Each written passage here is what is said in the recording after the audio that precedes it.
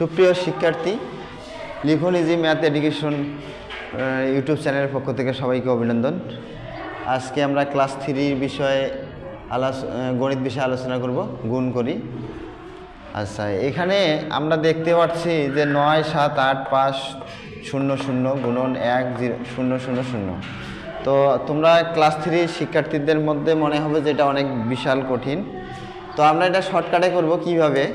তো আমরা যে কোনো জানি যে কোনো সংখ্যাকে 1 দ্বারা গুণ করলে ওটাই হবে। তাহলে 9, 7, 8, 5, 5 লিখলাম। তাহলে অর্থাৎ এই সংখ্যাটাকে 1 দ্বারা গুণ করলে 9, 7, 8, 5 থাকবে। এখানে এখন 3টা শূন্য, এখানে 3টা শূন্য, কটা হলো 6টা। তাহলে আমরা 6টা শূন্য দিব। 1, 2, 3, 4, 5, 6।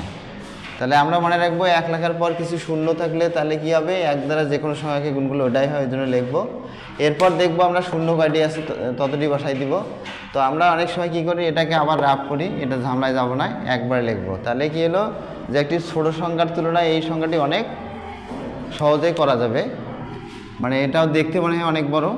তাহলে আমরা এই 1 দ্বারা গুণ করলে এটা পাবো, এখানে 3, এখানে 3, 6টি শূন্য বসিয়ে দিচ্ছি।